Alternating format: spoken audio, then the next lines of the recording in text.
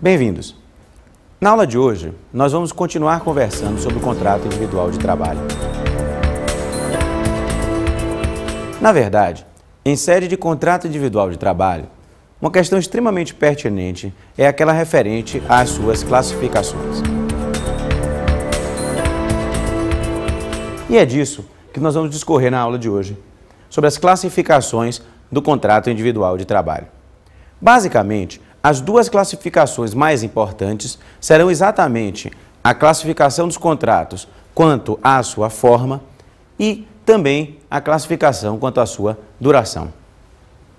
Percebam, nós vamos encontrar nos autores uma série de classificações, mas de todas, as mais relevantes serão essas duas, daí porque a nossa preocupação vai ficar jungida ao exame desses dois tipos de classificações. E a primeira vai se reportar exatamente à classificação quanto à forma.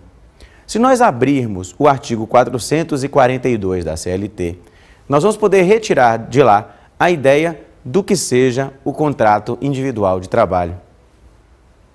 Em várias oportunidades, nós já nos reportamos ao conceito do 442, ou seja, que contrato individual de trabalho é o acordo tácito ou expresso correspondente à relação de emprego.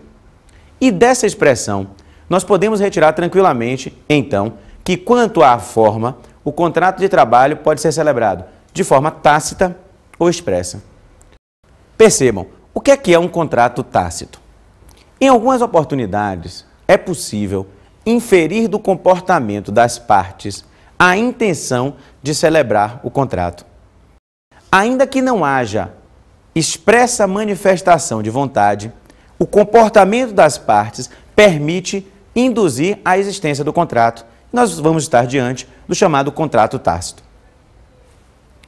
Lembrem que a ideia do contrato tácito se aproxima muito do que nós entendemos, ou que alguns autores entendem, como relação de emprego.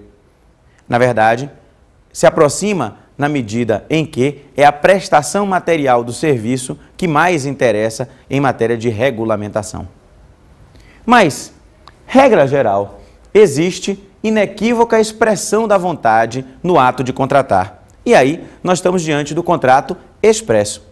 Veja, se o contrato é tácito, nós inferimos das circunstâncias que envolvem as partes a existência da vontade de contratar. Se o contrato é expresso, as partes fazem questão de tornar inequívoca essa mesma vontade.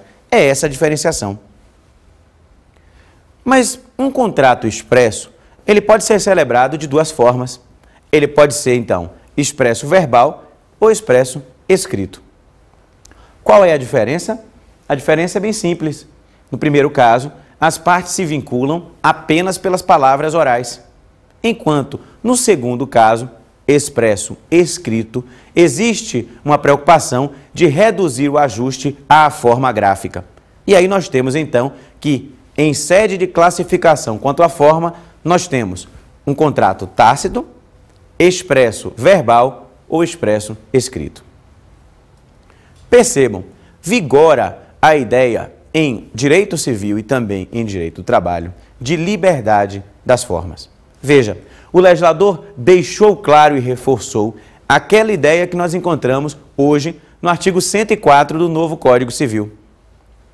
Nós sabemos que quando o legislador falava no antigo artigo 82 do Código já revogado, em forma prescrita ou não defesa em lei, expressão repetida pelo novo Código Civil no artigo 104, o que ele pretende dizer, na verdade, é que existe o princípio da liberdade das formas. O que quer dizer isso?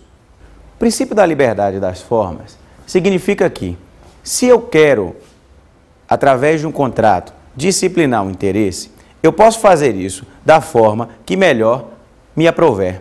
O legislador não interfere na sua vontade no que toca a determinar a maneira pela qual ela deverá se expressar.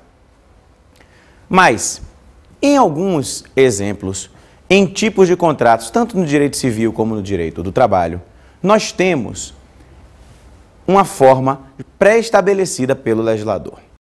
Imagine que você quer celebrar o contrato de casamento e coloca a colega ao seu lado, em frente à sala, e diz: estamos casados. Funciona? Nós sabemos que não.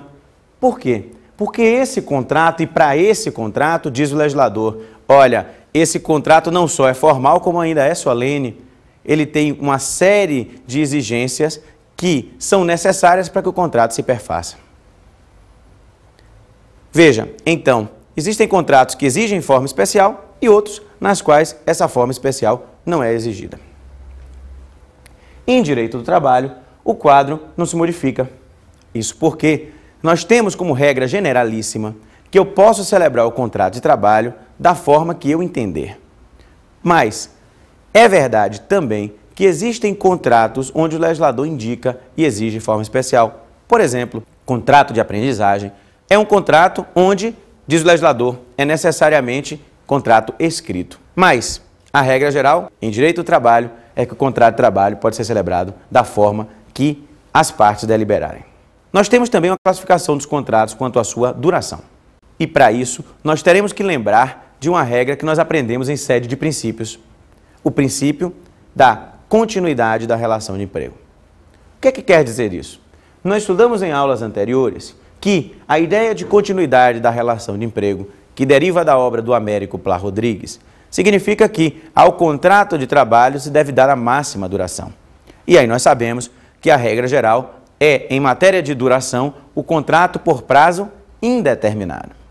Ou seja, os elementos acidentais que podem incidir no contrato, atuando especificamente sobre a sua duração, que são o termo e a condição, não terão muita aplicação em direito do trabalho.